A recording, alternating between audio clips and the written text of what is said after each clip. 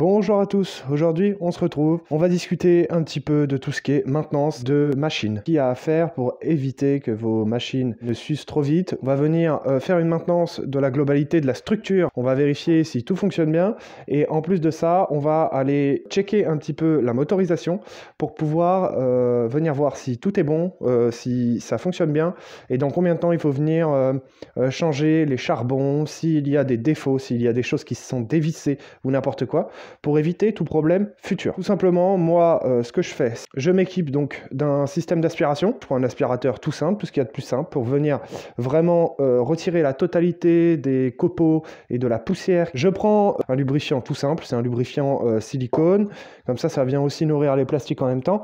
Et voilà, un dégrippant, lubrifiant invisible, pareil, simple à utiliser. Par-dessus tout ça, j'utilise pour pouvoir venir nettoyer la pièce en premier, ça va être un nettoyant frein, ça vient dégraisser. Comme ça, j'aspire la totalité de ma machine, je dégraisse la totalité de ma machine, et ensuite je viens la regraisser proprement pour pouvoir vraiment voir la totalité des problèmes, s'il y a des problèmes structurels ou n'importe quoi. Ce que je vais faire sur la scie à onglet, sincèrement, sur toutes les scies à onglet, vous pouvez le faire. C'est facile, simple. Si vous ne le sentez pas, n'hésitez pas à aller vous renseigner, approfondir vos sujets. On aspire la machine en entier, et ensuite, je vous reprends.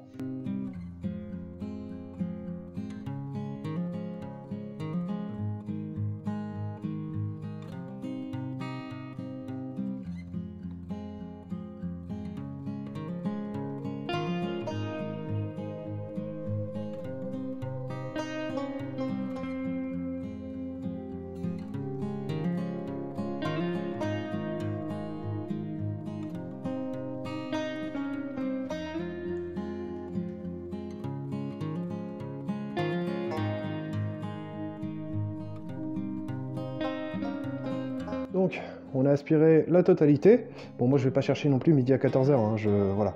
J'ai retiré la pièce, là, comme vous avez vu au milieu. Si vous le sentez pas, ne la retirez pas. Voilà. Vous embarquez pas dans un truc que vous n'avez pas réussi à remonter. Quand vous démontez, faites très attention. C'est des petites vis, faut pas les abîmer. Donc, vous les mettez sur le côté et vous les remettrez après. Donc, après, vous ayez aspiré, comme je vous ai dit, je vais venir dégraisser avec un produit comme ça. Voilà, ça, c'est un nettoyant frein. Ça permet de venir dégraisser les pièces. Évitez d'utiliser de l'eau ou des produits qui peuvent créer de la rouille ou n'importe quoi. Il vaut mieux utiliser ça pour venir dégraisser proprement. Le but du jeu, c'est d'avoir une pièce qui est relativement propre et qui ne peut pas rouiller. C'est quand même des pièces qui sont brutes. Si vous venez les nettoyer avec quelque chose qui contient de l'eau, ça risque de rouiller. Donc faites attention, la rouille, dès que ça s'installe, c'est un bordel. Donc nettoyant frein, ça s'achète partout. Moi, je l'achète chez Action. Et puis on y va tranquillement, hein. On nettoie toutes les pièces. On fait le tour de tout. Et après, bien sûr, il y a des organes qui sont un peu plus importants. Vous faites très attention au niveau du moteur. Vous évitez de venir mettre des produits au niveau du moteur. Ça pourrait l'abîmer ou n'importe quoi. Vous évitez. Le but du jeu, c'est vraiment de venir intervenir sur la surface qui est ici. Les surfaces qui vont avoir des organes qui vont bouger.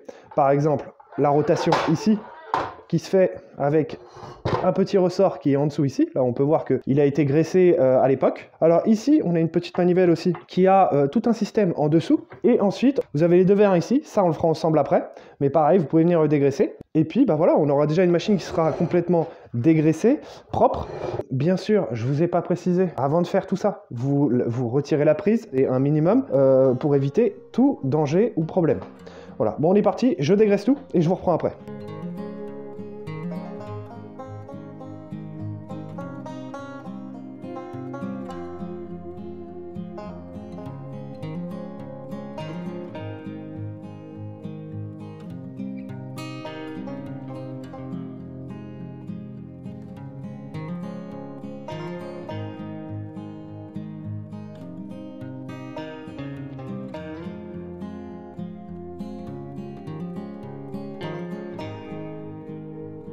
J'ai dégraissé, j'ai regraissé tranquillement. Voilà, n'hésitez pas à toucher, à regarder si ça bouge bien, s'il n'y a pas des vis qui se sont dévissées ou n'importe quoi. Ensuite, là, on va parler des personnes qui ont un vérin comme ça, tout simplement. Donc, ce que vous pouvez avoir, c'est du copeau de bois qui se met à l'intérieur et qui vous empêche de pouvoir bien glisser. Ce qui se passe, c'est qu'à l'arrière, vous avez un petit cache. Vous pouvez le retirer.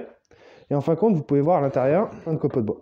Et ça vous empêche de pouvoir utiliser convenablement votre vérin. On va venir aspirer tout ça. Regardez la couche qu'il y a. Au fur et à mesure, ça vient se poser dedans. Et après, ça devient de plus en plus difficile de faire glisser la scie circulaire. Voilà. Après, si vous avez... Moi, j'ai pas de système d'aspiration branché sur ma machine. Si vous avez un bon système d'aspiration, logiquement, ça n'arrivera pas. Hein.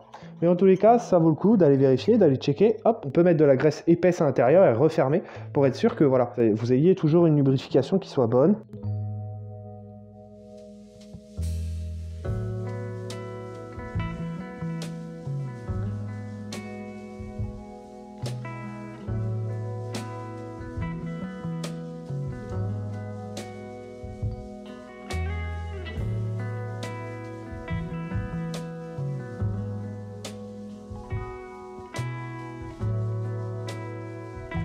Vous avez fait toute la partie extérieure, le graissage, dégraissage, vous avez vu j'ai fait les vérins, vous remontez tout tranquillement, voilà, essayez de ne pas perdre de vis, essayez de ne pas abîmer, de pas de vis ni rien, voilà, vous faites ça tranquillement, et ensuite on part sur tout ce qui est moteur. Concrètement, je ne vais pas vous faire un cours sur la motorisation électrique, comment un moteur électrique tourne, on va essayer de faire ça au plus simple et au plus facile. Donc sur une machine comme ça, le moteur électrique se situe ici. Il est en long comme ça, donc là vous avez la partie aération, donc là c'est où l'air rentre pour pouvoir refroidir le moteur, et au bout ici vous avez l'axe qui vient faire tourner tout simplement le disque. Par rapport à ça, vous avez l'arrivée électrique qui arrive ici, qui arrive jusque dans la poignée ici, où en fin de compte sur votre poignée vous avez votre gâchette de sécurité et votre gâchette de mise en marche. Ensuite ça vient alimenter le moteur à l'intérieur, et entre l'alimentation donc de la commande, l'arrivée au moteur, vous avez des charbons. Je vais essayer de vous démonter ça et essayer de vous expliquer ça un peu plus proprement. Donc pour la maintenance de votre machine, déjà vous démontez le carter ventilation,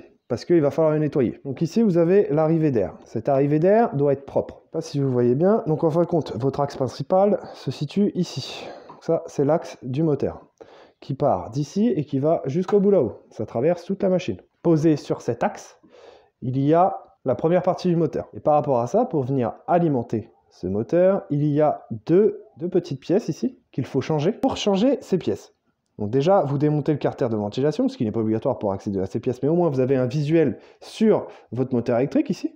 On peut voir qu'il y a quand même une usure parce que ça fait un moment qu'elle tourne. Et donc les pièces, donc ce qu'on appelle les charbons, se situent derrière les caches qui sont ici et en dessous. Donc pour les démonter, rien de plus simple, vous venez prendre un tournevis. Vous faites bien attention parce que souvent les caches qui sont là, c'est des caches moulées en plastique.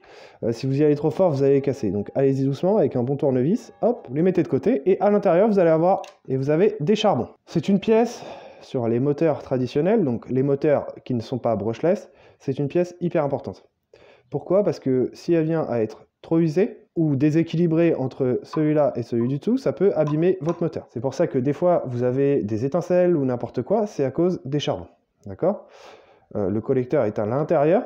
D'accord? Lui, logiquement, il vient se faire frotter par les charbons. Si les charbons sont encore bien dimensionnés, logiquement, il n'y a pas beaucoup d'étincelles. Plus votre moteur sera de mauvaise qualité, plus ces charbons vont être usés.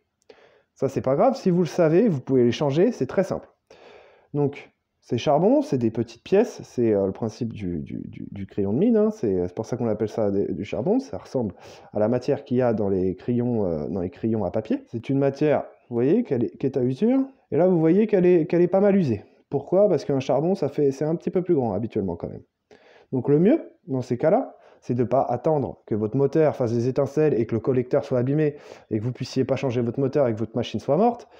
C'est de les changer au fur et à mesure, d'écouter votre moteur quand il tourne, de voir s'il fait des bruits bizarres ou des étincelles, et vous venez le changer.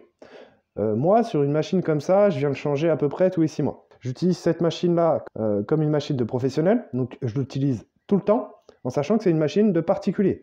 Donc l'usure est assez impressionnante. Ces pièces-là, vous pouvez les acheter sur Internet. Le mieux, c'est d'en avoir dans son atelier. Je vais vous montrer un petit peu comment je fonctionne. Vous retirez vos 2 charbons. Hop, les petits capuchons, on le met de côté. Parce que ça, c'est pas que ça coûte cher. Ça coûte rien. C'est un sachet comme ça avec une vingtaine de charbons, ça vaut 10 balles. Mais le problème, c'est que c'est 2 charbons par machine. Si vous utilisez plusieurs machines avec des charbons et que vous devez les changer souvent, c'est quelque chose qui est récurrent. Donc il faut des charbons qui viennent se remplacer, sinon votre machine ne tourne pas. Si elle ne tourne pas, vous ne pouvez pas travailler, vous l'avez dans l'oignon. Donc ce qui se passe, c'est que moi j'achète des charbons qui sont plus grands et je viens les limer pour qu'ils puissent rentrer proprement à l'intérieur des chambres, on va dire, d'accueil pour les charbons, je ne sais pas comment ça s'appelle. J'ai un type de charbon pour toutes mes machines. Donc celui-là, je ne vais pas le changer, parce que celui-là, il est encore largement utilisable et il est très bien. Par contre, celui-là, je vais le changer parce qu'on arrive au bout et que s'il vient toucher le fil de cuivre ici ou la couronne de cuivre qui est en dessous, ça va abîmer le collecteur. Donc celui-là, je le remets en place, je le nettoie un peu. Le but du jeu, c'est que le charbon ici rentre dans la chambre qui est ici. On peut voir qu'il est beaucoup trop grand, il est trop large et trop épais. Donc je vais venir prendre une petite lime et je viens juste travailler un petit peu mon charbon, essayer d'être le plus droit possible, de travailler doucement. Vous venez le frotter tranquillement et le dimensionner pour qu'il puisse rentrer dans la chambre. Vous essayez d'avoir un truc propre. Voilà, après, ce que je vous montre aujourd'hui, c'est comment je fais, toujours. Je fais ça de cette manière-là, comme ça m'évite d'avoir 150 000 charbons de tailles différentes et de chercher des références à droite à gauche. J'utilise un charbon. Si votre moteur fait du bruit, des étincelles, ça veut dire que votre charbon, soit il est abîmé, soit votre moteur est encrassé. Mais en fin de compte, de venir changer les charbons, je pense que vous pouvez augmenter la durée de vie de, j'en sais rien, peut-être 3 fois sa durée de vie, quoi. Si j'aurais suivi les charbons d'origine et que je changerais pas les charbons ni rien, je pense que ma machine serait morte depuis 2-3 mois, quoi. Vous avez un charbon qui rentre dans l'interstice et qui glisse bien. Faut venir faire, c'est venir retirer les arêtes vives, pas d'arrondi, mais juste faire créer un petit chanfrein. Là, j'ai bien un charbon qui va jusqu'au collecteur. Voilà. Et ce qu'il faut après, c'est venir mettre le ressort pile dans son emplacement pour avoir quelque chose qui tourne bien. Donc en conclusion, par rapport au charbon et au moteur électrique, je change mes charbons assez souvent pour éviter que le moteur soit abîmé, parce que si le moteur est abîmé, en gros ma machine est morte, parce qu'en fin de compte, un moteur vaut le prix d'une machine. Et moi personnellement, quand j'ai un problème sur mes scies circulaires, quand j'ai un problème sur mes outils et que j'en ai besoin pour la journée, ça me bloque la journée, quoi. Pourquoi? Parce que soit il faut que je trouve la panne, soit il faut que j'aille en acheter une autre parce qu'elle est morte, soit voilà. Et en fin de compte, ça m'empêche de travailler. J'aime mieux faire ça de temps en temps, une fois tous les 6 mois, faire un entretien global pour éviter les problèmes comme ça et ne pas perdre de temps quand j'ai besoin de travailler. On dégraisse, on regraisse, on retire toute la poussière qui peut traîner, on change de disque si on a besoin de changer de disque, d'accord? Bien sûr, on ne force pas sur une machine. Si vous forcez sur une machine, c'est parce qu'il y a un problème dessus. Soit c'est le disque qui est usé, soit c'est on ne force pas sur une machine, on change le disque. Et puis voilà. Ce qu'il faut bien comprendre sur l'utilisation d'une machine de ce type-là, c'est que si vous avez des bons disques, un bon entretien dessus et vous l'utilisez relativement bien, elle peut durer très longtemps. Pour illustrer mes propos encore plus, on va faire un petit check-up de cette machine-là. C'est une scie circulaire, tout ce qu'il y a de plus simple. C'est une scie circulaire que j'ai achetée à 30 balles il n'y a pas si longtemps que ça. Donc on va checker tout simplement. Voilà, on fait toujours la même chose, de toute façon. Aspiration, nettoyage, tac, tac, tac. On vérifie les pièces, les serrages, les carters. Sur une bécane comme ça, c'est le même principe que sur acier anglais. C'est un moteur qui est droit, ici. Vous avez la ventilation ici, vous avez l'axe. Donc les charbons, même principe, hop, on met tournevis, on sort le truc, faut faire attention, comme je vous ai dit, au cache plastique. Voilà, on sort les charbons et on vérifie. Attends, donc là on a un charbon, on va vérifier celui-là. Je vous dis, toujours vérifier les deux, ne pas s'arrêter à un. Les deux sont en très bon état. Je vais juste leur remettre un petit coup on va dire, de propreté. Je vais les relimer. Je vais remettre un coup ici pour qu'il glisse bien, parce qu'on arrive sur le bout du charbon au fur et à mesure qu'on avance. On a deux charbons qui sont égaux, qui ont été changés il y a quelques mois. Par contre, vérifiez quand même par le trou. Hop, vous pouvez checker le collecteur, vous regardez, il y a le collecteur au fond là-haut. Vous checkez, vous regardez, il a l'air vraiment d'être pas trop mal, il est pas trop sale, pas trop usé. J'espère que la vidéo vous aura plu. Si le bricolage et le projet bois ça vous plaît, n'hésitez pas à vous abonner, ça fait extrêmement plaisir et ça récompense mon travail. Je vous dis à la semaine prochaine et bon bricolage à tous.